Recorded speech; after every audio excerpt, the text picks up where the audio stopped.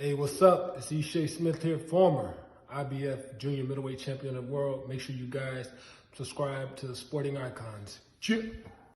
Okay, so I hope everybody's doing fantastic and very, very importantly at this time, healthy. Now, this is the time where I do a Q&A for the channel members. If you're not a channel member and you wish to be one, link in the description box, and big up to everybody who is. Now, this particular video is one of the many perks that a channel member gets, and it's a Q&A where channel members can, if they want to, they don't have to, it's not compulsory, but you can drop a comment in the community post for a Q&A. So I shall answer each and every one of you in this video. Now, 10 of you done it out of, there's a lot of channel members, but for those of you who have, big up to you. And as I said, it's not compulsory to do so. But we're going to start off with Big Plans, Little Drive. Do you think Matchroom should do alternative boxing commentary with Tom Little as the anchor? I will definitely watch, as he has me in stitches. I like Tom Little too. I think he's funny. I don't know whether he's intentionally funny or he's just a bit daft. I don't know which one it is, to be honest with you. But yeah, sure. I think that'd be a very good idea. I know they started to do it a little bit with Dave Allen. I know Dave Allen, he done an event or two for Sky where it's an alternative to the Adam Smith and Matthew Macklin commentary. You could switch over and have Dave Allen's commentary on some of the fights. So yeah, why not? I think that's a Tom Little. He's definitely a character, so why not? Why not? Hands up, don't shoot. Big up to you. Who retired in their prime best years? I think a lot of retirements are pretty much forced retirements, and that's the unfortunate one. You could probably look at, say, Prince Naseem Hamed. He retired because of his hands. You could look at other ones as well, like Tony Jeffries. Tony Jeffries, he only had about 10 fights, but was looking really, really promising and was in excellent form. He really was. He was undefeated, and he had to retire again because of hand injuries.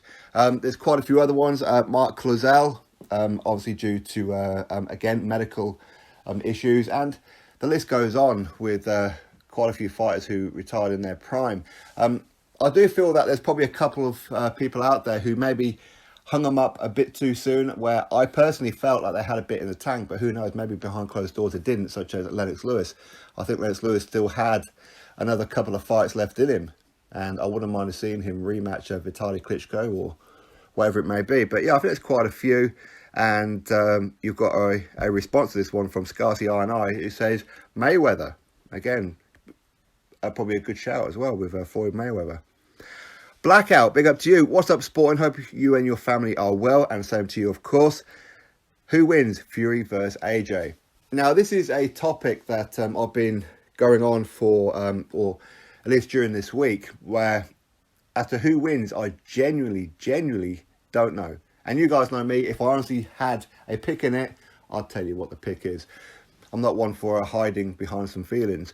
But with Fury and AJ, I think with some of the things that we've seen these guys do, especially with adapting to their opponent, both of these guys can show that they can win quite comfortably on points, and they can quite happily stop opponents as well. So when it comes to Fury and AJ, no result would surprise me. It generally wouldn't. And as to who would win, absolutely no idea whatsoever. Nathan Kerr, big up to you. Hey bro, hope you and everyone are doing well. Here's mine. Big up to you too. For this month, it's about something I saw Mike Tyson talking about. Do you think that there should be a new division made in pro boxing for the new generation of giants? We see now at heavyweight, like they have in the amateurs with the super heavyweight class. If so, how would you like to see it working in the pros? I kind of like the fact that they have a heavyweight division. I do feel that they should probably create another division in between light heavyweight and cruiserweight. I think that the gap is quite big. But for heavyweight, I mean, if they did create a super heavyweight division like they do in the amateurs, for example, like the Olympics and that, of course, that'd be interesting. But it would certainly change the whole face of boxing as to what people would look on it as. I think that with heavyweights, as long as you weigh above a certain poundage or kilos or stone, whatever it may be, then that is what it is, you know. I mean, unfortunately, you do get some guys of course, who are quite small heavyweights and are going up against absolute behemoths. And they're always going to get absolutely battered. But there again, not always. If you're an exceptional fighter, such as Mike Tyson, for example, I mean, he was beating big guys, right? And he wasn't exactly the biggest guy in the world. But, I mean, if they did create it, I wouldn't be against it. That's for sure. That is for sure. Scarcy, I, big up to you. Number 1, if you could pick one boxer's laugh, present or future, which boxer's laugh would you want? I would obviously pick Frank Bruno, but that's me.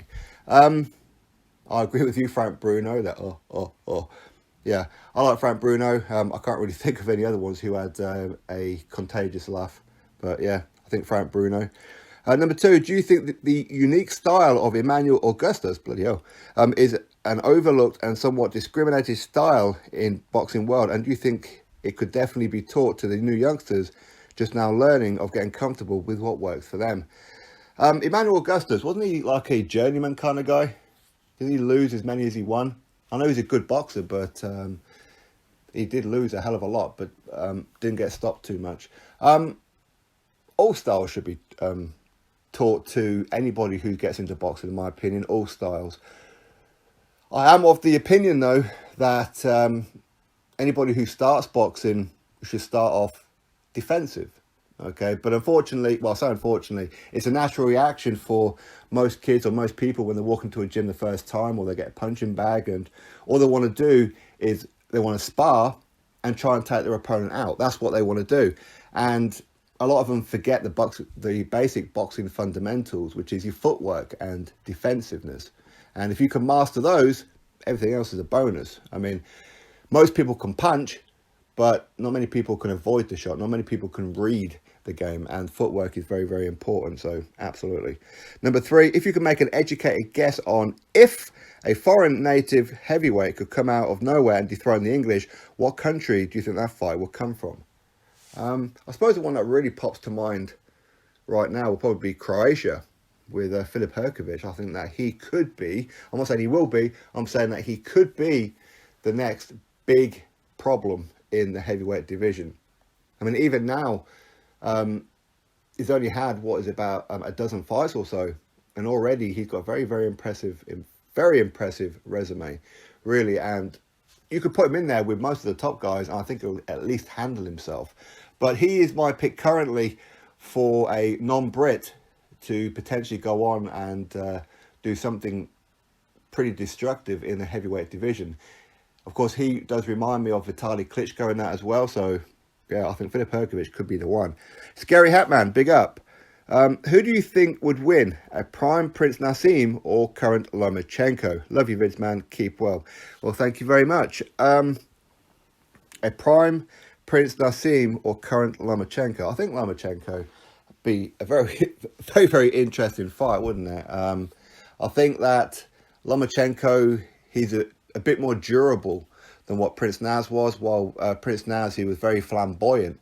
I think a lot of people liked him because of his style of his ring entrances, how he spoke, his cockiness, and the way that he'd jump over the top rope and he'd just be like a matador in the ring.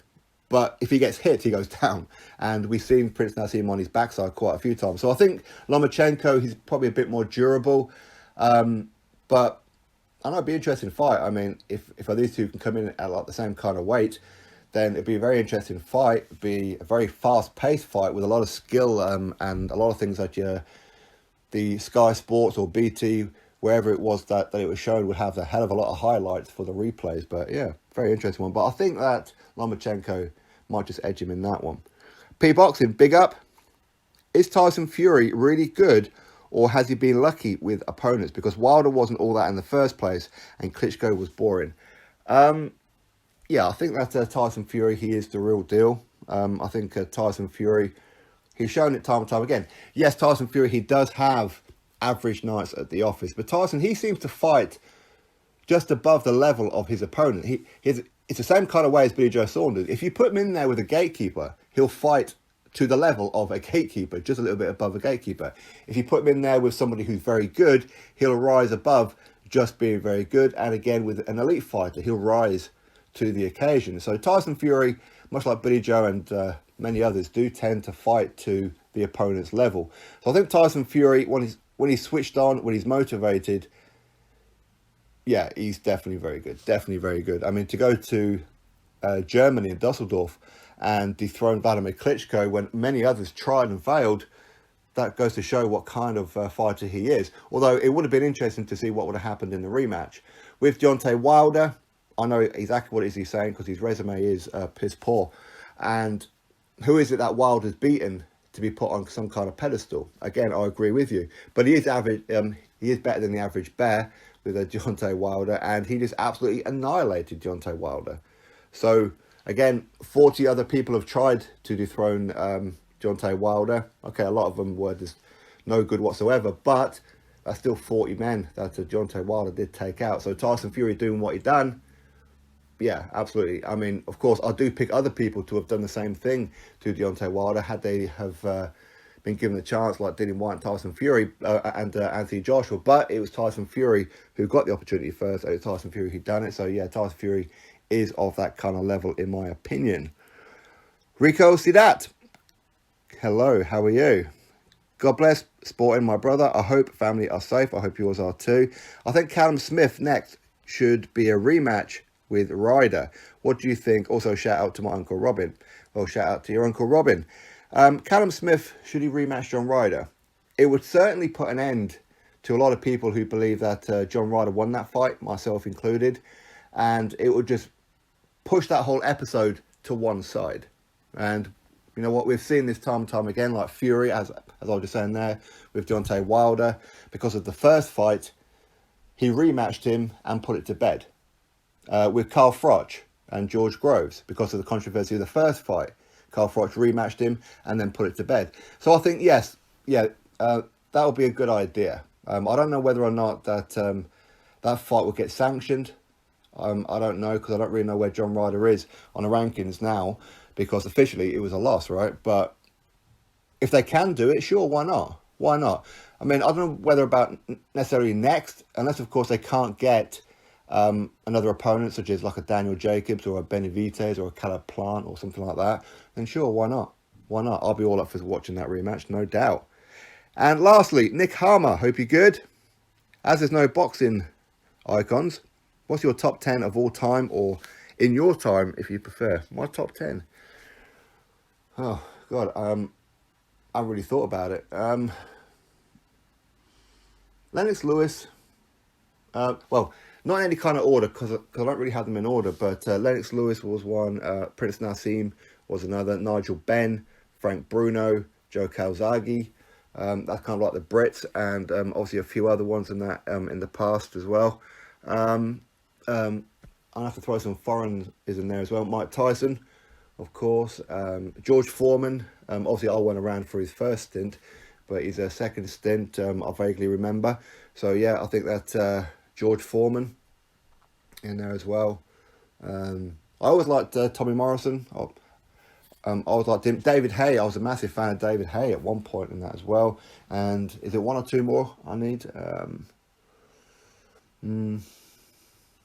don't know. There's been like a lot of fighters that I really, really liked. I mean, I don't know enough to say who is the best of all time, as in who's pound for pound. I was never really like a Floyd Mayweather kind of fan. I was never really a fan of his style or anything like that. I suppose you could put, say, Amir Khan in there, especially like the first part of his career. I always liked him. I don't know. Yeah, that's probably about it. So anyway, thank you very much for all your questions. If you want to become a channel member, drop your thoughts below. Click thumbs up, subscribe. Catch you all in the next video.